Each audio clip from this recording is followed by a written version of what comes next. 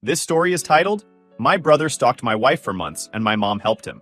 When we moved away, he broke into our house to take her. Hi everyone, before we dive in, a quick favor. If you enjoy content like this, please hit the subscribe button. It's free, supports the channel, and makes sure you never miss out on amazing video. Alright, let's get started.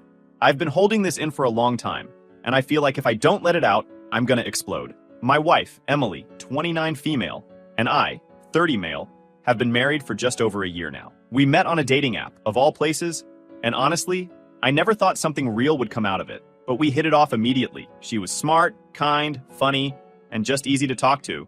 It didn't take long for me to realize she was the one. We dated for 9 months before I proposed, and 3 months after that, we tied the knot. Yeah, it was fast. Some people thought we were rushing it, but I don't regret it for a second. Emily's the best thing that ever happened to me. She's a high school art teacher, super talented and creative. She's been through a lot in her life, though. Her parents died in a car accident when she was 20, so she's been on her own ever since. That kind of independence and resilience really drew me to her. She's the type of person who doesn't let life's challenges break her. She just keeps going, no matter how hard it gets. I admired that about her from the start. As for me, my life hasn't exactly been a walk in the park either. My family is complicated, to put it lightly. My mom, Janet, 54 female, raised me. My older sister Chloe, 32 female, and my younger brother Liam, 28 male, all on her own after my dad abandoned us when I was 10. He didn't die or anything noble like that. He literally just left. One day, he said he had a business opportunity out of state, packed a bag, and walked out the door. That was the last we ever saw or heard from him. Mom tried to put on a brave face, but I think it broke her. And when she broke, she leaned hard on Liam. Liam was 8 at the time, and Mom treated him like a fragile little prince who needed constant care. She used to say, "He's too young to understand why his dad left. He needs more attention." And that more attention never stopped. Chloe and I were left to fend for ourselves. But Liam? Oh, he got everything handed to him. If he wanted something, Mom would find a way to make it happen. The newest game console, the best sneakers, you name it, Liam got it. Meanwhile, I was working part-time by the time I turned 15 just to buy basic school supplies. Chloe and I used to joke about it, calling Liam the golden boy. But the truth was, it wasn't funny. It was frustrating. Liam grew up spoiled and entitled, and Mom only made it worse. She babied him through everything. When he dropped out of community college after one semester because he said it wasn't his thing, Mom didn't even bat an eye. She just shrugged and handed him the family laundromat to manage. And by manage, I mean he barely showed up while Mom ran the business herself. Meanwhile, I worked my ass off to get where I am today. I put myself through college with scholarships and part-time jobs, got a degree in software development, and landed a solid job at a tech company. You'd think Mom would be proud of me for that, right? Nope. To her, I just got lucky with computers or whatever. Liam, on the other hand, was the real success in her eyes because he was running a business. Yeah, okay. Despite all that, I still tried to maintain a decent relationship with my family. It wasn't easy, but I figured they were still my family at the end of the day. When Emily and I got married, she suggested staying close to them. She thought it would be good for us to have a support system nearby, especially since she didn't have any family of her own. I wasn't thrilled about the idea, but I went along with it because it meant a lot to her. We bought a little house a few minutes away from Mom's place. At first, I thought maybe it wouldn't be so bad. Mom seemed to really like Emily. She kept telling me how lucky I was to have such a sweet, well-mannered wife. Chloe was also great. She's always been the normal one in the family. But Liam was another story. Liam had this way of making everything about him. If Emily complimented something about the laundromat, like the cafe Mom had set up in the corner, Liam would act like it was his idea, even though everyone knew Mom was the one keeping the place afloat. Mom, of course, encouraged all of this. She'd say things like, "Liam just loves spending time with you two. It's nice to see him getting along with your wife." Anyway, things seemed fine for a while. Emily and I were settling into married life, and I was adjusting to having my family so close. I thought I had everything under control. But if there's one thing I've learned, it's that when it comes to my family, things are never as simple as they seem. Looking back now, I feel like I should have caught on sooner. At first, it seemed harmless. Liam was being overly friendly to Emily, but I figured he was just trying to bond with her since she was new to the family. He'd show up at our place randomly with coffee or snacks, saying he just happened to be nearby. Or he'd bring over a tool he thought we might need for the house, like a wrench or a screwdriver, even if we didn't ask for help. He even bought her an expensive necklace once. It was a little much, but I brushed it off. I mean, he was my brother. Why would I suspect anything weird? Emily didn't say much about it either, at least not at first.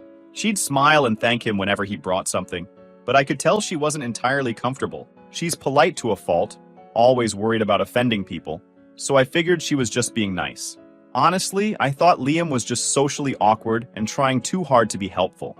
I even joked with her once that Liam probably needed to learn how to take a hint. The thing is, Liam wasn't just stopping by every now and then. He was doing it a lot, like multiple times a week.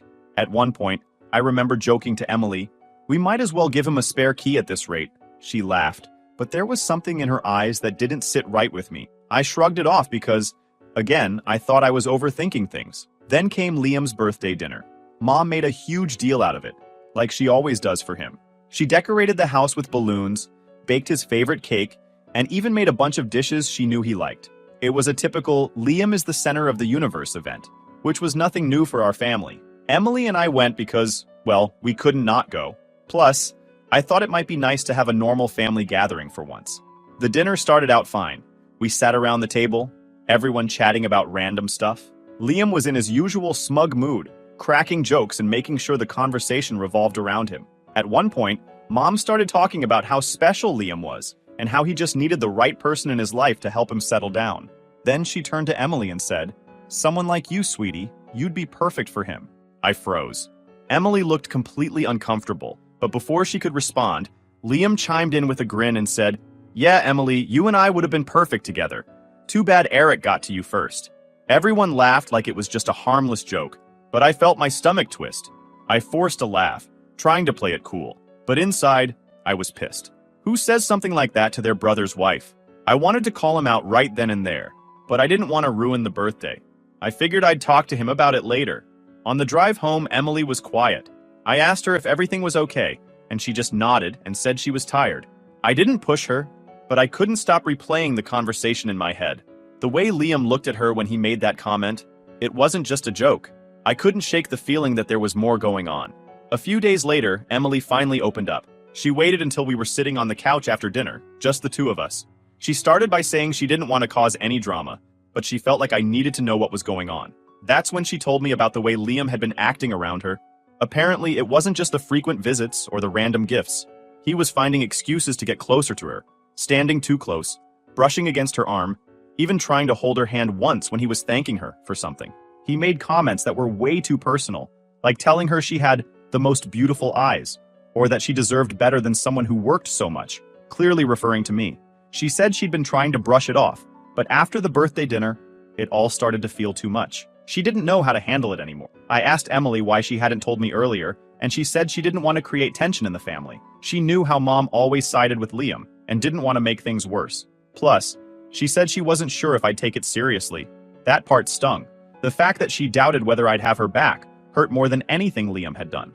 I reassured her that I believed her completely and that I wasn't going to let this slide. That night, I couldn't sleep. I kept replaying everything she told me, along with all the little moments I'd ignored or dismissed. Liam showing up uninvited, finding excuses to talk to Emily, going out of his way to do things for her. It was all adding up now.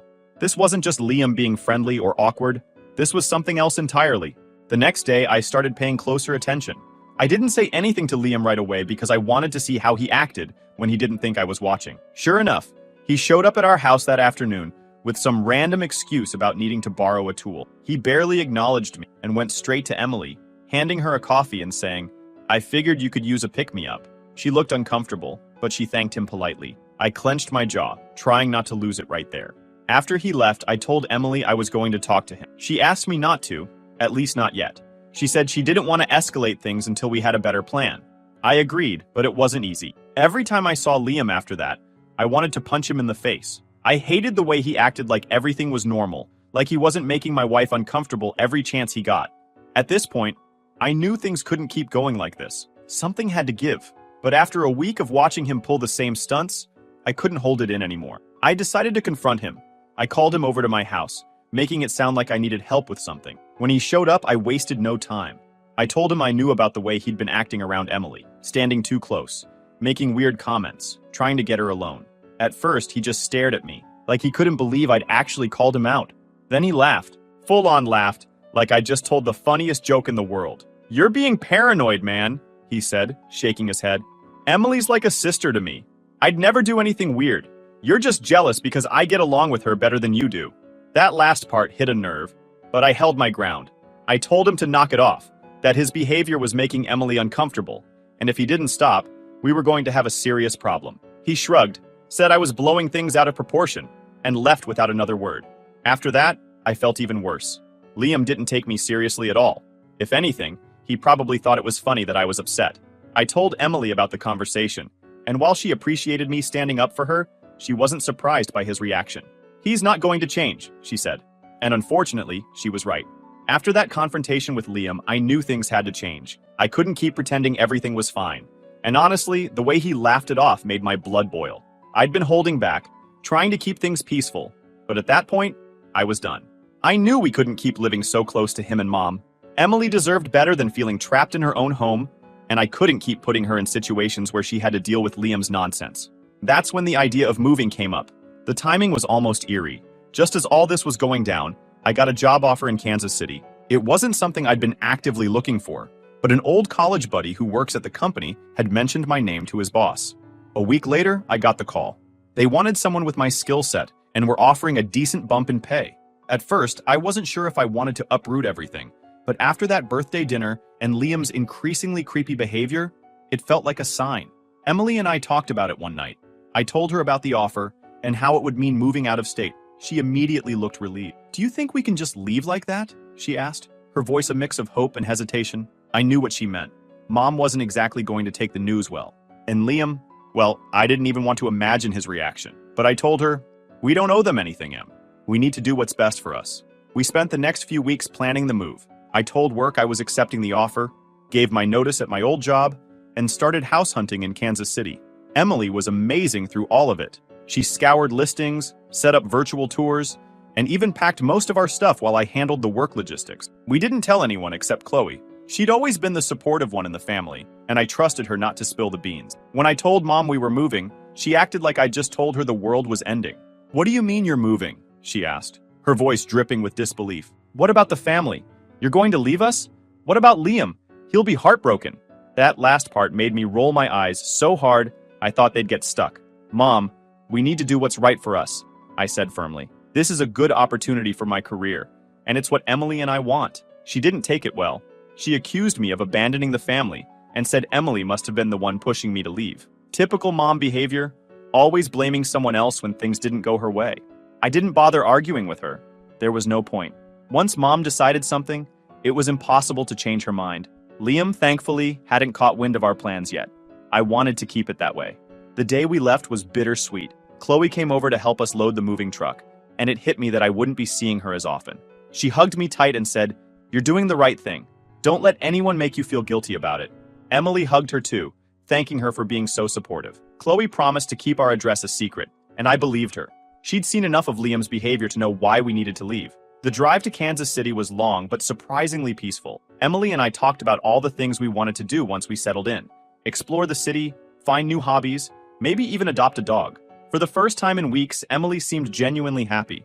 She even joked about decorating the new house with all the art supplies she'd been hoarding. It felt like a fresh start, and I couldn't wait to put all the family drama behind us. We arrived at the new house late in the evening. It wasn't anything fancy, just a cozy 2-bedroom in a quiet neighborhood, but it felt like a mansion compared to the stress we'd been living in. The next few days were a blur of unpacking boxes, setting up furniture, and getting to know the area. Emily took the lead on decorating, and I have to say she did an amazing job. By the end of the week, it actually felt like home. Emily started to relax too. She wasn't jumping at every little noise anymore, and she even started sleeping better. One night, as we were sitting on the couch watching a movie, she leaned her head on my shoulder and said, "I feel safe here." Those words hit me harder than I expected. I hadn't realized just how much she'd been holding in until that moment. I wrapped my arm around her and promised her that no one would take this piece away from us. But as much as I tried to focus on our new life, I couldn't completely shake the nagging feeling in the back of my mind. Liam. I hadn't told him we were moving, and I hadn't heard from him since we left. Part of me was relieved, but another part of me wondered how long that would last. Mom hadn't called either, which was unusual. I figured she was still stewing about our betrayal. Emily and I agreed not to let it bother us, though. We were determined to make this move work and build a life for ourselves, away from the toxic family dynamics that had been dragging us down. For now, at least, it feels like we are in control, and that's enough for now. I'll update you when Liam finds out about our moving, or if anything comes up. Update 1. Hey everyone. It's been crazy and I figured it was time for an update. I wish I could say everything's been smooth sailing since our move to Kansas City, but unfortunately that's not the case. Things have taken a turn, and I'm struggling to wrap my head around just how far this has gone. So, we've been here for a few weeks, and for the most part, it felt like a fresh start. I thought maybe, just maybe, we'd finally left all that drama behind. Boy, was I wrong. It started a few days ago when Emily noticed someone outside. She was in the kitchen unpacking some dishes when she saw Liam pacing in front of our house. At first, she thought maybe it was just someone who looked like him. It didn't make sense for him to know where we lived. But then he rang the doorbell, over and over. He had a bouquet of roses in his hand, and he was calling out, "Emily, I just want to talk." When she told me, I couldn't believe it. I mean, how did he even find us? We didn't tell him or Mom where we moved. The only person who knew was Chloe, and I trusted her completely. But there he was, standing outside our house like some kind of creepy stalker. I told Emily to stay put and not open the door while I called the police. By the time they arrived, Liam was gone. They said there wasn't much they could do unless he came back or made a direct threat, which was frustrating but not surprising. Later that night, I called Chloe to figure out how the hell Liam had found us. At first, she was confused, swearing up and down that she hadn't told anyone. But as we kept talking, she hesitated. Then she broke down and told me the truth. Liam had stolen a copy of our house key from her while helping us pack. He must have found our address on a piece of mail or one of the moving boxes and decided to keep it to himself. Chloe was absolutely mortified. She apologized over and over, saying she didn't realize what he'd done until now. She felt guilty for not keeping a closer eye on him, but honestly, I couldn't blame her. This was entirely on Liam. He crossed a line and I was furious. But Chloe didn't stop there. She also told me some other things that left me sick to my stomach. Apparently, Liam's obsession with Emily ran even deeper than I thought. He'd been secretly taking photos of her during family gatherings, some of which were downright creepy. Chloe said she'd seen pictures of Emily at our old house, sitting on the couch or reading a book, completely unaware that Liam was taking them. Worse, he'd been recording her voice during conversations and stitching together long audio files that he'd listened to on repeat. I couldn't believe what I was hearing. This wasn't just harmless flirting or boundary pushing anymore. This was full-blown stalking. How had I let it get this far? I knew Liam had issues, but I never imagined he was capable of something like this. I kept replaying all the times I brushed off his behavior, convincing myself it wasn't a big deal. But now, with everything Chloe had told me, it was clear that Liam was dangerous. I couldn't afford to let my guard down anymore. Emily was shaken when I told her what Chloe said, but she wasn't surprised. I had a feeling there was more to it, she admitted. The way he looked at me, the things he said, it always felt off. She thanked me for taking her seriously and standing up for her. But I could tell this whole thing was wearing on her. She started jumping at every little noise, checking the locks on the doors multiple times before bed. It broke my heart to see her like that. The next day, we found more proof that Liam had been watching us. Emily was cleaning out the mailbox when she found a letter addressed to her in Liam's handwriting. It was rambling and incoherent, filled with phrases like, "You're the only one who understands me," and "I'll wait forever if I have to." It was creepy as hell, and it confirmed what I already knew. Liam wasn't going to leave us alone. I brought the letter to the police, but again, they said their hands were tied unless Liam made a direct threat or showed up again. They suggested filing for a restraining order, which we're looking into, but it's a process. In the meantime, we've installed security cameras around the house, and I've started documenting everything. Every letter, every text, every incident. I want to make sure we have as much evidence as possible if this escalates further. Mom, of course, isn't helping. When I told her what Liam had done, she immediately went into defense mode. "He's just upset," she said. "You shouldn't have moved away without telling him. He doesn't know how to handle it." She even had the nerve to blame Emily, saying, "If she hadn't been so nice to him, he wouldn't have gotten the wrong idea." I couldn't believe what I was hearing. Nice? Emily was polite because she didn't want to cause drama, and now Mom was using that as an excuse for Liam's behavior? I told her she needed to wake up and realize that Liam wasn't just being sensitive, he was stalking my wife. Mom hung up on me after that and hasn't called back since. Emily and I are trying to stay strong, but it's hard. She's taken down all her social media accounts, and she barely goes anywhere alone. I've started working from home more often because I don't want to leave her by herself. Every time I leave the house, I find myself looking over my shoulder, half expecting to see Liam lurking nearby. It's exhausting, and it feels like no matter how far we go, we can't escape him. I don't know what's going to happen next, but one thing is clear. Liam isn't just some overgrown man-child with a crush. He's dangerous, and I'll do whatever it takes to protect Emily from him. This isn't just family drama anymore. It's a safety issue. I'll keep you all updated as things unfold. For now, we're just focusing on staying safe and trying to figure out our next steps. Update 2. Hey everyone, I'm back with another update. I didn't think things could get worse, but Liam has proven me wrong yet again. At this point, it feels like we're living in some kind of bad movie, except there's no off button. I'm honestly exhausted, and Emily is barely holding it together. I just need to get this all out. So here we go. The first incident happened about a week after my last post. Emily had started going back to her usual routine, trying to act like everything was normal. She didn't want to feel like a prisoner in her own home, which I completely understood. One morning, she went to her favorite art supply store. It's a little mom and pop shop about 15 minutes away, and she loves going there to browse and get inspired. She didn't notice anything unusual at first, but as she was leaving, she saw Liam's car parked across the street. At first, she thought maybe she was imagining things. She told herself it could have been someone with a similar car. But when she got into her car and started driving, he followed her. He didn't try to hide it either. He stayed just a few car lengths behind her the entire way home. She called me while she was driving, her voice shaking, and said, "I think he's following me." I told her to stay calm, drive straight home, and I'd meet her in the driveway. When she pulled in, Liam's car was nowhere in sight. He must have turned off before she got to the house, but the damage was already done. Emily was in tears, shaking so badly she could barely get out of the car. I held her for what felt like forever before helping her inside. She kept saying, "I shouldn't have gone out. I should have stayed home." I tried to tell her this wasn't her fault, that Liam was the one in the wrong, but she wasn't hearing it. We reported the incident to the police, but again, there wasn't much they could do without concrete proof that he was stalking her. They suggested we keep a log of everything and update them if it happened again. I asked about getting a GPS tracker for Emily's car, just in case we needed to prove he was following her. The officer said it was a good idea, so we ordered one that same day. The next incident was even scarier.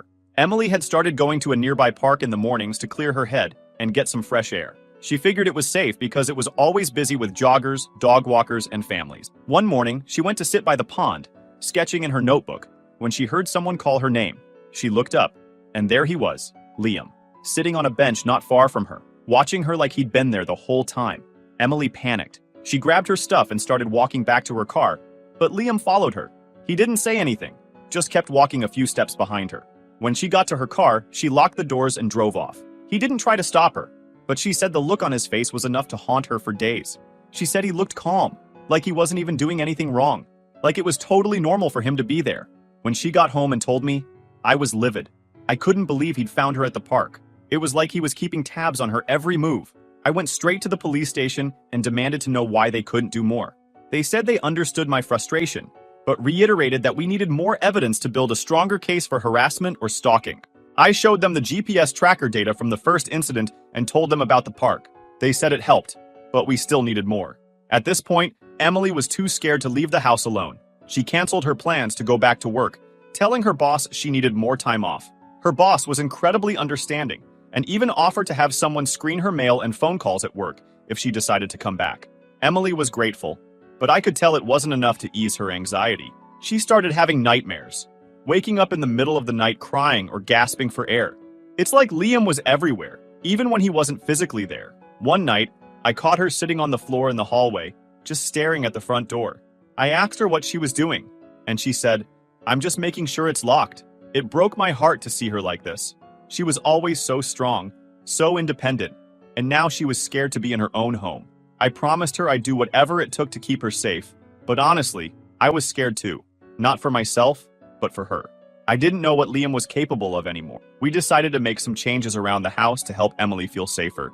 We got better locks for all the doors and windows, added motion sensor lights outside, and even installed a doorbell camera that alerts us anytime someone comes to the front door. I also set up a system where she could press a button on her phone to trigger an alarm if she ever felt unsafe. It wasn't perfect, but it was better than nothing. Mom, of course, wasn't helping. She called me a few days after the park incident to tell me I was overreacting. She said Liam was just trying to make things right, and that I was blowing things out of proportion. I told her to stay out of it, that she was enabling him and making things worse. She got defensive, saying, "He's my son. I can't just turn my back on him." I wanted to scream at her, but I hung up instead. I couldn't deal with her excuses anymore. Right now, we're just trying to take it one day at a time. Emily has started therapy to help with her anxiety, and I'm doing my best to be there for her. It's exhausting, but I know we'll get through this. Liam might think he can control us, but he's wrong. We're not going to let him win. I'll update again if anything else happens. Thanks to everyone who's been following this and offering advice. It means more than you know. Update 3. I'm back with another update, and I honestly don't even know where to start. Everything feels like a nightmare I can't wake up from. I thought things were bad before, but what happened recently took everything to another level. I'm still trying to process it all, so bear with me. It started out like any other evening. We had dinner, watched a little TV, and went to bed around 10. As always, we double-checked the locks and made sure the alarm system was armed. I don't know why, but I felt uneasy as we were getting ready for bed.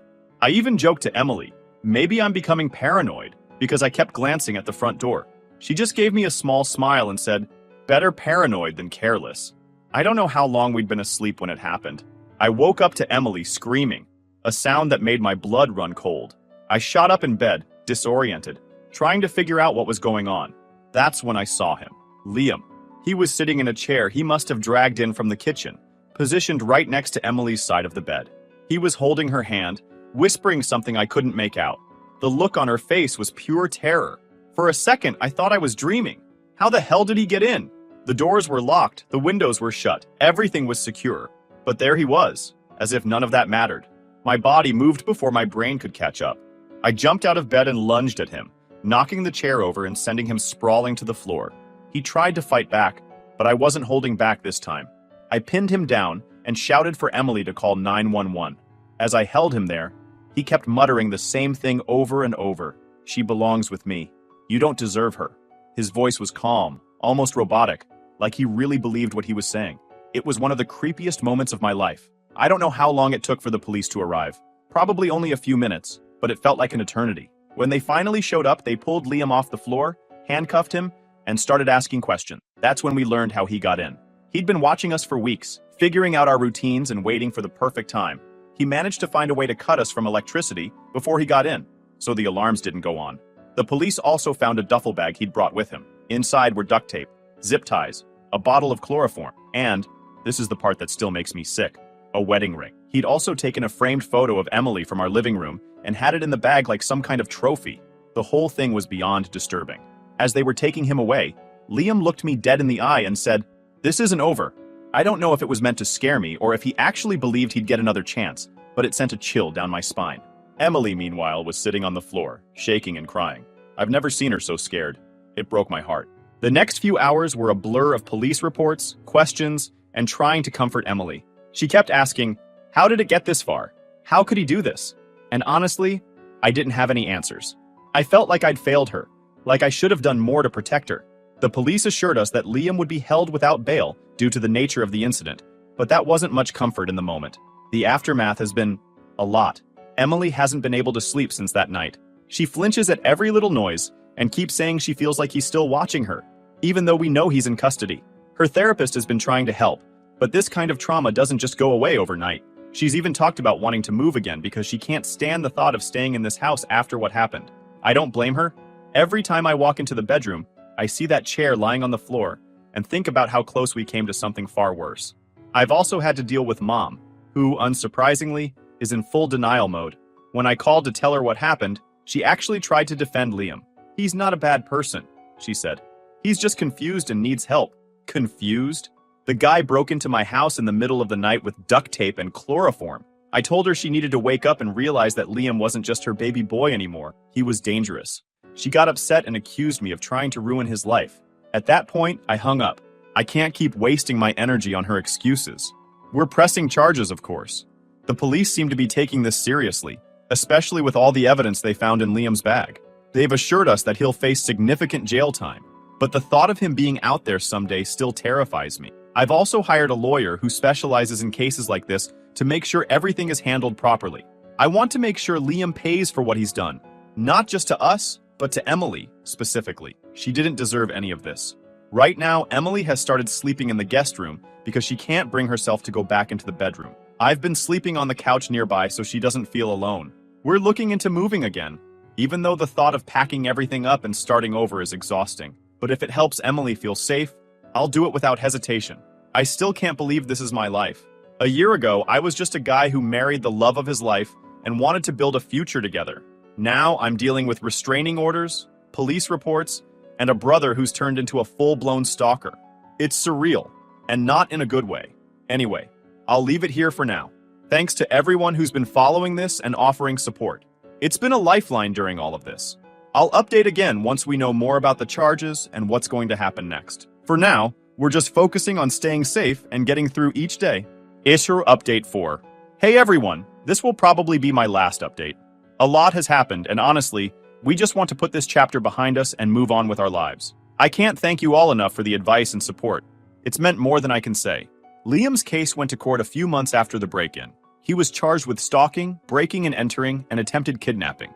The evidence was overwhelming, especially with the duffel bag, his recordings of Emily, and the creepy journal entries they found in his house. He pled guilty, and the judge sentenced him to 4 years in prison. Honestly, I wish it was longer, but at least he's out of our lives for now. Mom didn't escape this either. During the investigation, it came out that she'd been feeding Liam information about Emily's routine and encouraging him to win her over. She even knew about his plans. It also came out that Liam had stalked other women before Emily. Mom had paid them off to stay quiet, thinking marriage would fix him. The court saw it differently. She was charged as an accessory and sentenced to 3 years of probation. She's not allowed any contact with us, which is honestly the best part. As for us, we decided to stay in Kansas City, but moved to a new house across town. Emily couldn't handle staying in the old place after everything that happened, and I didn't blame her. She's still dealing with the trauma. She cut her hair short and dyed it, saying she didn't want to look like the person Liam had obsessed over. She also started wearing looser clothes, even though it breaks my heart to see her feel like she has to change herself to feel safe. Therapy is helping, though, and she's slowly starting to regain her confidence. We've cut off all contact with Mom, Liam, and most of the family. Chloe is the only one we still talk to. She's been a rock through all of this and even testified against Mom and Liam in court. The rest of the family? They still think we're overreacting, saying things like, family is family, and Liam needs support, not punishment. Yeah, no thanks. Life isn't perfect, but it's getting better. Emily's back at work part-time, and we're focusing on rebuilding our lives. I've learned a lot through all this. Mainly that blood doesn't mean you owe anyone your peace or safety. Sometimes the family you're born into isn't the one you should keep. Emily and I are building our own version of family now, one built on love and respect, not toxicity and excuses. Thanks again to everyone who's been here through this mess. Your words of encouragement got us through some really dark times. Take care of yourselves, and if you're ever in a similar situation, don't wait to take action. Trust your instincts, protect your peace, and don't be afraid to walk away. Stay safe, everyone.